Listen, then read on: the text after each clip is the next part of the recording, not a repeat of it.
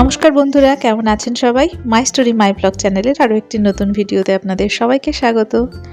এই যে আমি চলে এসেছি সকালবেলায় ছাদে। সকালে বলতে সকালে রান্নাবান্না তো আমার যথারীতি হয়ে গেছে। তো তারপরে ছাদে এসেছি কারণ এই চন্দ্রমল্লিকা গাছগুলো দেখতেই পাচ্ছেন।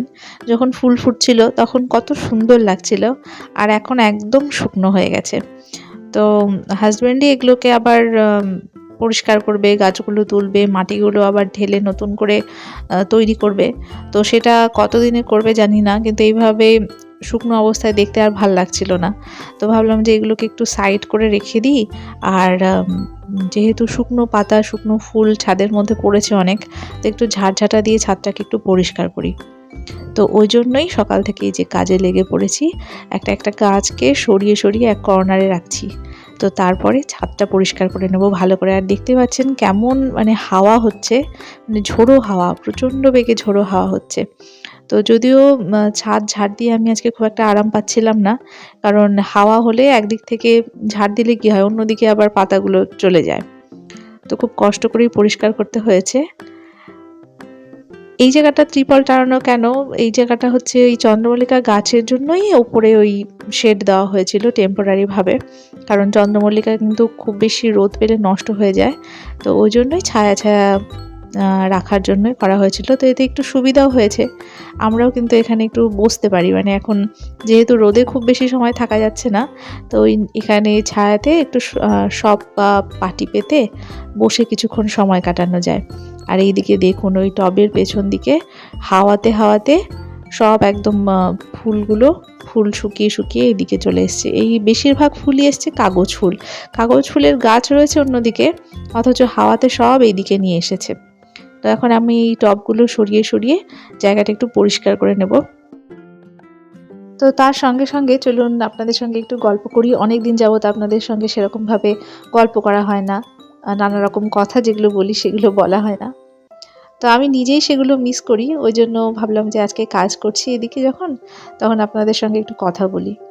একটা খুব সুন্দর কোট আছে।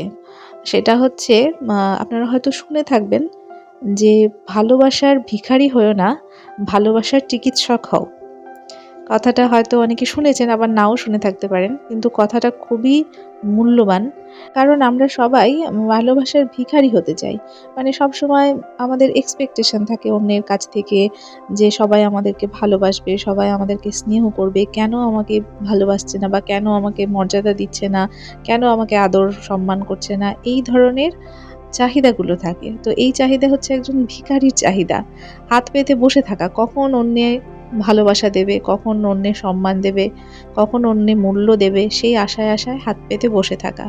আর এই ধরনের ভিখারি যদি হতে হয় না, তাহলে ভালোবাসা কখনো পাওয়া যায় না। তো সম্পর্কের মধ্যে ভালোবাসা অর্জন করতে হলে বা টিকিয়ে রাখতে হলে ভালোবাসার চিকিৎসক হতে হয়। বিষয়টা হলো, সম্পর্কের মধ্যে কোনো কারণে দূরত্ব তৈরি হলে বা মনোমালিন্য তৈরি হলে ওই রকম ভিক্ষা করা যেটা বলে, অভিমান করে বসে থাকা, ওই জিনিসটা করা উচিত না। না করে বরঞ্চ ট্রিটমেন্ট করা উচিত। ডাক্তাররা যেরকম রোগের ট্রিটমেন্ট করে, তো আমাদের সেই ভালোবাসার ভেতরে যে রোগটা ধরা পড়ে, যে ঘুণটা দেখা যায়, তার ট্রিটমেন্ট করতে হয়। সেটা স্বামী স্ত্রীর ভালোবাসায় হোক, বা পরিবার পরিজনদের আত্মীয় স্বজনদের মধ্যে, বন্ধু বান্ধবের মধ্যে কোনো সম্পর্ক যখন তিক্ত হয়ে যায়, তখন সেই তিক্ততার কারণটা খুঁজে বের করতে হয়, করে তার ট্রিটমেন্ট করতে হয়। ট্রিটমেন্টটা কিন্তু নিজে থেকেই করতে হয়। নিজে থেকে এইটা জিনিস আমাদের মাথায় রাখতে হবে যে, এই রোগ সারানোর ওষুধ আমাদের নিজেদের হাতেই থাকে। নিজেরা সবসময় হাত পেতে বসে না থেকে অন্যকে দেওয়ার চেষ্টা করতে হবে। নিজের মনটাকে স্থির করে নিয়ে নিজে থেকে কথা বলা, নিজে থেকে ভালো সম্পর্ক যাতে নতুন করে তৈরি হয়, বা পুরনো কথা না তুলে, পুরনো ঘ্যানঘ্যানানি না তুলে নতুন করে সম্পর্ককে সুন্দর করে তোলা, এই চেষ্টা যদি আমরা করি, তাহলে কিন্তু দেখা যাবে যে অনেকটাই ঠিক হয়ে গেছে সম্পর্ক। তো ট্রিটমেন্টটা ঠিকঠাক করতে হবে। আর এইখানে দেখলেন যে আমার ব্যালকনির গাছগুলো আমি দেখিয়ে নিলাম, কি পরিমাণ ধুলো পড়েছে পাতাগুলো। তো চেহারাই পাল্টে গেছে, গাছের সৌন্দর্যই নষ্ট হয়ে গেছে। এখন তো ধুলোর সময়, তো ওই জন্য মাটিগুলোও যেরকম শুকিয়ে গেছে, পাতাগুলোও স্প্রে করে ধোয়া হয় না জন্য খুবই নোংরা পড়েছে। তো আমি আজকে আর স্প্রে করে ধুলাম না। একদম সরাসরি ট্যাপের তলায় বসিয়ে দিয়েছি এদেরকে স্নান করানোর জন্য। একদম পাতাগুলো ঘষে, ঘষে পরিষ্কার করছি। একটা কাপড় নিয়েছি, সুতির কাপড় দিয়ে আলতো করে পাতাগুলোকে ঘষে দিচ্ছি। তবে খেয়াল রাখতে হবে যাতে পাতাগুলো ছিঁড়ে না যায়। খুব হালকা হাতে পাতাগুলো থেকে ধুলো মা পরিষ্কার করে একদম স্নান করিয়ে দেব। তাহলে নতুন করে চেহারা ফিরে আসবে। কিন্তু এখনকার ওয়েদারটা এরকমই যে খুব মানে হাওয়া হচ্ছে তো ওইজন্য হাওয়ার সঙ্গে ধুলো হচ্ছে।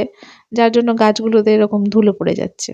তো মাঝে, মাঝে এরকমভাবে স্নানই করাতে হবে। কারণ পুরোটা স্প্রে করে দিতে গেলে আমার পুরো বারান্দাটা একদম জলে জলময় হয়ে যাবে। তো ওইজন্যই এই বুদ্ধি করছি। তো একে, একে আমি এখন এই সবগুলো পাতাবাহার গাছ ধুয়ে দেব। আর ওদিকে ছাদ দিয়ে এসে আমার স্নান-দানও হয়ে গেছে। স্নান করে পুজো পার্বণও হয়ে গেছে। অন্যরকম কাজকর্ম আজকে দেখালাম না। আজকে এই গাছগাছালির পেছনে যত্নআত্তি, ছাদ ঝাড় দেওয়া এতেই অনেকটা সময় চলে গেছে। আর ছোট্ট একটু ভিডিও করেছি ৮ মিনিটের। খুব বেশি লেন্দি ভিডিও এখন আর করতে চাইছি না। কারণ আপনারাও দেখতে বোর হয়ে যাবেন। আর আমারও অত লেন্দি ভিডিও বানাতেও ভালো লাগে না। তবে হ্যাঁ, এই গাছপালার সঙ্গে রিলস বানাতে কিন্তু বেশ ভালো লাগে। মাঝে মধ্যে রিলস বানাই। গাছগুলোরও আজকে অনেকটা শান্তি পাবে। মানে গাছের আত্মাগুলো শান্তি পাবে। বলবে যে, "নাহ, এতদিন শুকনো হয়ে কেমনই হয়েছিলাম, আজকে গিয়ে একটু স্নান করতে পেলাম।" কারণ সেই বৃষ্টির জলের ঝাপটা যতদিন না পর্যন্ত গাছগুলোতে পড়ছে, ততদিন কিন্তু ওই সবুজ, সবুজ ব্যাপারটা থাকবে না, যদি নিয়মিত পরিষ্কার না করা হয়। আর এখন যে ড্রাই ওয়েদার, প্রতিদিন জল দিতে হচ্ছে। মাটি শুকিয়ে যাচ্ছে টবের। তো আমি যেদিন সময় পাচ্ছি না তো দেওয়া হচ্ছে না। আর এখানে এই যে পাম ট্রি যেটা আছে সেটাও পাতাগুলো একদম গাছ বাঁকা করে আগে ধুয়েই দিচ্ছি। তারপরে আবার গাছের টবে গোড়াতে জল দিয়ে দেবো ভালো করে। এখন একটু বেশি জল দিলেও অসুবিধা হচ্ছে না। কারণ ওই যে বললাম না হাওয়াতে শুকিয়ে যাচ্ছে, জল টেনে যাচ্ছে। আর আজকে অনেক কাজ করেছিলাম বলে সন্ধেবেলায় নিজেরাই নিজেকে ট্রিট দিতে চলে গেছিলাম বাইরে। অ্যাকচুয়ালি বাড়িতে যেরকম অবস্থায় ছিলাম না, যে ড্রেস পরে এই সোয়েটারটা তো আমি বাড়িতেই পরি, বাইরে পরি না। একদম যে শাড়ি, যে সোয়েটার পরেছিলাম সেটা পরেই চলে এসেছি বাইরে খেতে। হঠাৎ করে সন্ধ্যাবেলা মনে হলো যে বাইরে থেকে কিছু খেয়ে আসি। একটু খিদেও পেয়েছে। আর আমি, সৃষ্টি আর হচ্ছে ওই ভাস্তিটা দুজনে মিলে বাড়ি থেকে বেরিয়ে এই মোড়ের মাথায় চলে এসেছি। তো এখানে একটু মাঝে, মাঝে আনহেলদি খাবার খাওয়াটাও মানে ইচ্ছে হয়, তাই না? আনহেলদি খাবার খাওয়া তো ভালো না, কিন্তু ইচ্ছে হয় খেতে। এই যে ফার্স্টে নিয়ে নিয়েছি বেগুনি আর তারপরে নিয়েছি চাউমিন। তো চাউমিনটা ১ম এ গরম, গরম মুখে দিতে ভালোই লাগছিল। কিন্তু পরে যখন দেখলাম ঠান্ডা হয়ে গেছে তখন আর খেতে পারছিলাম না। আর সৃষ্টি তো বেগুনি খেয়েই কাজ হয়ে গেছে, ও আর চাউমিন খায়নি। তো এই ছিল আমার আজকের দিনপঞ্জি। ভিডিওটা যদি ভালো লাগে একটা লাইক করবেন আর পরবর্তী ভিডিওর জন্য অপেক্ষা করুন। ধন্যবাদ।